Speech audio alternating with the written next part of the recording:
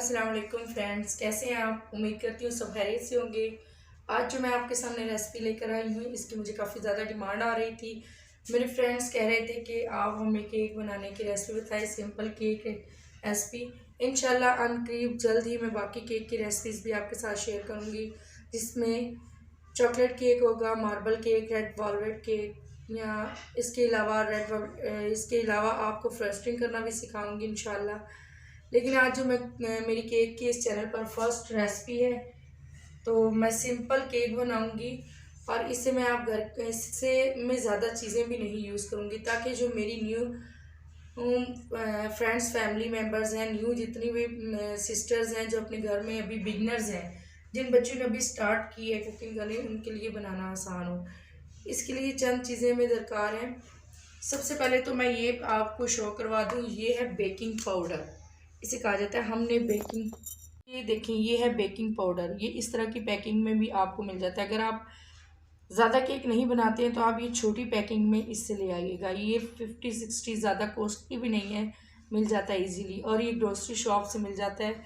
आपने baking powder लेना है। ये देखें, इसके ऊपर बेकिंग पाउडर लिखा हुआ है, ना कि बेकिंग सोडा लिखा हुआ है। आपने इसी को ही परचेज़ करना है केक के लिए। बेकिंग सोडा से और रेसिपी है, वो और तरह है, और उससे केक कड़वाहट की तरफ चला जाता है। इसके बाद हमारे पास ये एग हैं, अंडे 4 अदद आम हर शॉप से मिल जाते हैं। ये मेरे पास मैदा है, 2 कप मैदा मैंने लिया और इसको छान लिया। आटा छानने वाली छन्नी से छान लें, अगर आपके पास दूसरी छन्नी है जिससे भी। ये मैदा है, सॉरी 2 कप मैदा लिया है। और इसी कप, ये कप आपने 1 कप घर से कोई भी ले लेना है, मेजरमेंट कप वाला नहीं है। मेजरिंग कप आपके पास नहीं है तो कोई मसला नहीं है, इसमें परेशान नहीं होना कि मेरे पास मेजरिंग कप नहीं है तो मैंने केक ही नहीं बनाना। नहीं, आप कोई भी, ये देखिए मैंने इस कप का यूज़ किया। इसी कप से मैंने 2 कप मैदा लिया और इसी कप की मदद से ये मैंने जो है 3/4 जो है कप ऑयल लिया है, यानी कि पूरा कप नहीं लिया हुआ, एक हिस्सा इसका हाली छोड़ दिया है और बाकी जो है कप देख ले, पूरा कप जिसे आम लैंग्वेज में कहते हैं। 1 कप चीनी ली है। ये 2 कप मैदे का जो है मैं आपको मटेरियल बता रही हूँ सारा। अब इन सब को बनाने से पहले जो हमें काम करना है, जो 2-3 चीज़ें नोट आपने करनी है कि कोई भी बर्तन गीला नहीं होना चाहिए। मेरी सिस्टर्स, मेरी फ्रेंड्स का यही मुझे शिकायत आ रही है कि केक हमसे हार्ड बन जाता है, केक फूलता नहीं है। उसमें 2-3 चीज़ें हैं जो आपने नोट कर लेनी है कि ये जो एग हैं ये हमें फ्रिज में रखे हुए यूज़ नहीं करने हैं। अगर आपके पास फ्रिज में एग पड़े हुए हैं तो आप इन्हें निकाल के आधा घंटा 1 घंटा पहले बाहर निकाल दें, ताकि रूम टेम्परेचर पे आ जाएँ। रूम टेम्परेचर पे आ जाएँ बिल्कुल नॉर्मल, और ठंडे अंडे नहीं लेने हैं। इसी तरह जो भी चीज़ हमने केक में यूज़ करनी है, बेकिंग पाउडर भी आप किचन में रखें, इसे फ्रिज में ना रखें, ये भी रूम टेम्परेचर पे होना चाहिए। अब सबसे पहले जो हमें काम करना है उसके लिए है कि ये केक मैं आपको सिखा रही हूँ पतीले में, ना कि ओवन में और ना किसी और चीज़ में। मैं पतीले में बना। अब पतीले में आपके पास 2-3 चॉइस हैं, आप ले सकते हैं। आपके सामने ये 3 बर्तन लेकर हाजिर हुई। आज की वीडियो थोड़ी सी लंबी है, लेकिन इंशाल्लाह आपको मैं तफसील से एक ही दफ़ा ये चीज़ें गाइड कर दूंगी, और इंशाल्लाह आपको शिकायत नहीं होगी कि हमारा केक हार्ड बनता है, ख़राब बनता है, फूलता नहीं है। ये अब देखें, ये एक पतीला है जिसमें मैं अक्सर बेकिंग करती हूँ। ये पतीले का कलर ही आपको देख के पता चल गया होगा। या वाटर बॉयल करने के लिए यूज़ करती हूँ। ये पतीला आमतौर पर अक्सर कभी कभार यूज़ कर लेती हूँ, ये भी बेकिंग के लिए यूज़ हो सकता है। ये पतीला हर एक के पास अवेलेबल नहीं होता है। नॉन स्टिक के पैन फुल हर एक के पास अगर अवेलेबल नहीं है, जो विलेज से करती हैं, जिनके यहाँ गैस नहीं है, तो उनके यहाँ ये बर्तन कम यूज़ होते हैं। वो लोग सिल्वर स्टील के ज़्यादा बर्तन यूज़ करते हैं। तो वो मेरी बहनें ये पतीले का भी यूज़ कर सकती हैं, और ये प्रेशर कुकर का भी यूज़ कर सकती हैं। इन दोनों में से आप जो आपकी चॉइस हो, अदरवाइज़ आप ये भी यूज़ कर सकते हैं। मैं पतीले में बनाना सिखा रही हूँ, इसलिए मैं पतीले का ही बता रही हूँ। जो भी आपने बर्तन लेना है, मैं आज इसमें बना रही हूँ, तो इसको आपने अभी चीज़ें बनाने से पहले, आपने जो सामान बनाना है इससे पहले आपने इसको मीडियम आंच पे या फुल आंच पे गर्म होने के लिए रख देना है। ये देखिए, पतीले को मैंने जो है पहले ही गर्म करने के लिए रख दिया है।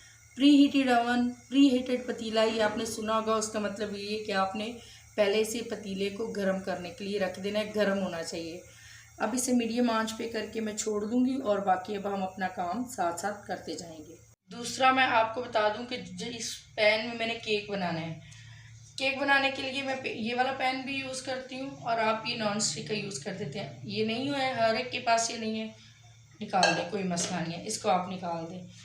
ये वाली इस तरह की पतीली हो गई, इस तरह का कटोरा जिसमें हम बर्फ़ जमाते हैं, वो तो मेरे पास नहीं था अवेलेबल, क्योंकि वो गुलाई वाला था, चौड़ाई वाला। तो मेरे पास इस तरह की पतीली जो अक्सर यूज़ मैं करती हूँ, ये वाली पतीली आप ले लें और इसके अंदर कर लें।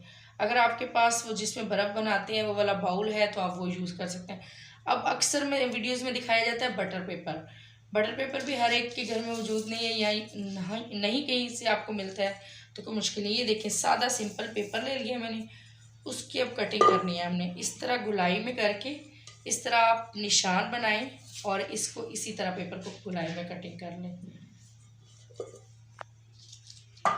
इस तरह गुलाई में पेपर काट लें। अगर आप ये भी नहीं करना चाहते हैं तो इसके जगह आपको मैं एक और तरीका बताती हूँ। तो अब ये देखें, ये मैंने इसके अंदर ऑयल लगा के इसकी ग्रीसिंग कर ली है। ऑयल लगा के आपने इसकी ग्रीसिंग कर लेनी है, चारों तरफ मैंने किया है। अगर आप बटर पेपर भी नहीं लगाना चाहते हैं, अगर वो लगा लेंगे तो बेस्ट है। ये ऑयल हल्का सा एक कतरा डाल के और इसे चारों तरफ घुमा के या ग्रीसिंग ब्रश के साथ यूँ तो आपने इसके ऊपर कर लेना है। अब इसके ऊपर आप डस्ट यानी कि जो खुश्क मैदा है आपके पास, उससे हल्का सा इस तरह स्प्रिंकल कर लें और हिला लें ताकि चारों तरफ पूरा आए।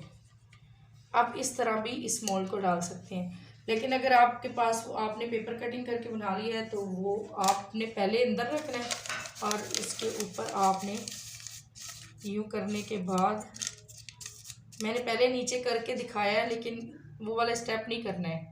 वो इसलिए किया है कि ताकि जो नहीं करना चाहते हैं, ये चीज़ें मैं आपको डिटेल से समझा रही हूँ क्योंकि रेसिपी तो मोस्टली पता होती है फ्रेंड्स को। रेसिपी तो मोस्टली फ्रेंड्स को पता है, वो मुझे जैसे बताती हैं और उनकी मिस्टेक भी नहीं होती है, लेकिन केक फिर भी ठीक नहीं बनता है। ये चीज़ें मैं टिप्स बता रही हूँ आपको, टिप्स शेयर कर रही हूँ। ये काम भी आपने पहले करके रख लेना है। आपने पेपर अंदर रखा, उसके ऊपर आपने ऑयल लगा लेना है। अब चाहे तो आप इन कॉर्नर्स में भी पेपर लगा दें। वो पेपर की जो आपने लंबी शीट्स इस तरह कट करके जो वेस्ट की हैं, उनको वेस्ट करने के बजाय आप इस तरह साइड पे रख लें, केक आसानी से निकल आएगा। यहाँ ये चारों तरफ आपने लगा देनी है। अगर आप नहीं भी रखते तो इंशाल्लाह केक चिपकेगा नहीं।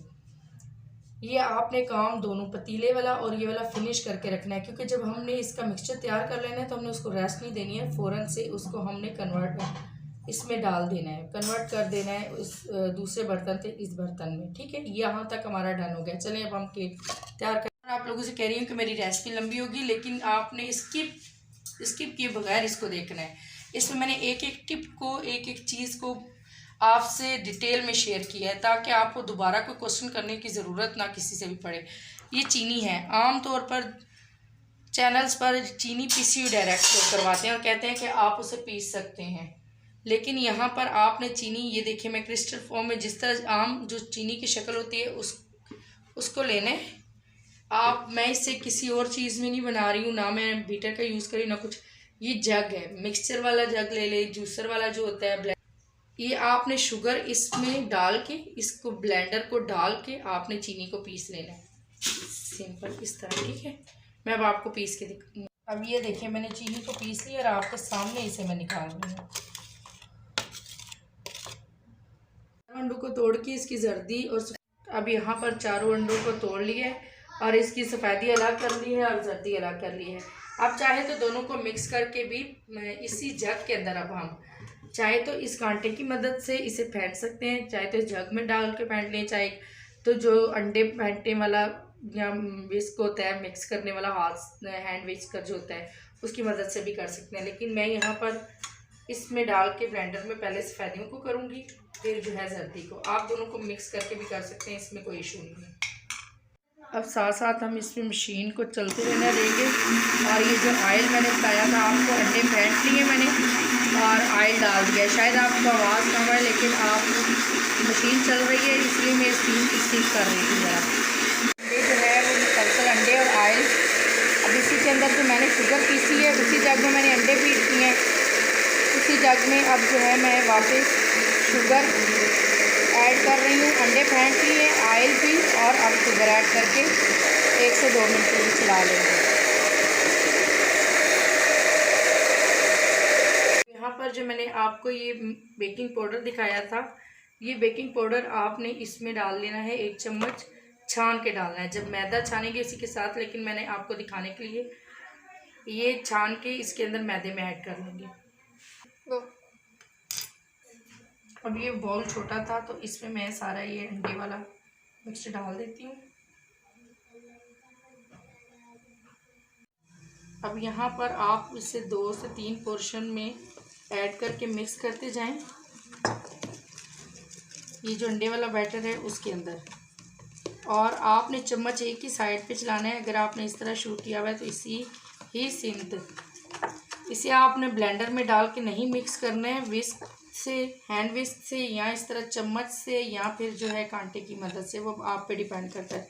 इसे 2-3 पोर्शन में आपने मिक्स करते जाना है।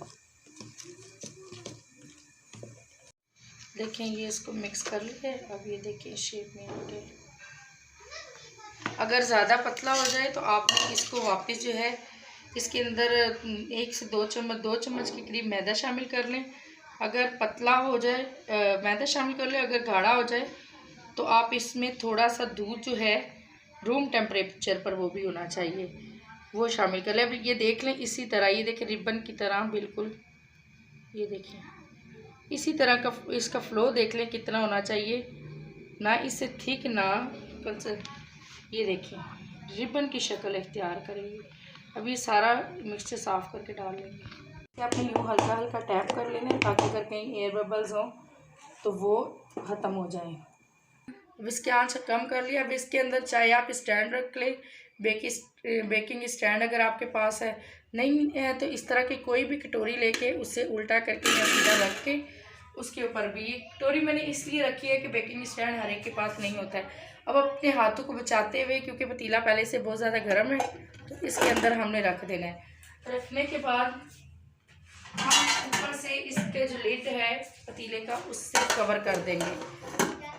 कवर करके चाहे इसके ऊपर कोई वेट रख दें, नहीं तो इसके ऊपर कोई कपड़ा ऐसा कि इसके अंदर जो होल है उसकी वजह से भाप बाहर ना निकले, दजी वगैरह या कोई भी इस तरह का आप टॉवल वगैरह जो रुमाल होते हैं किचन में यूज़ होने वाले वो रख लें। और आंच आपने बिल्कुल दम वाली कर देनी है।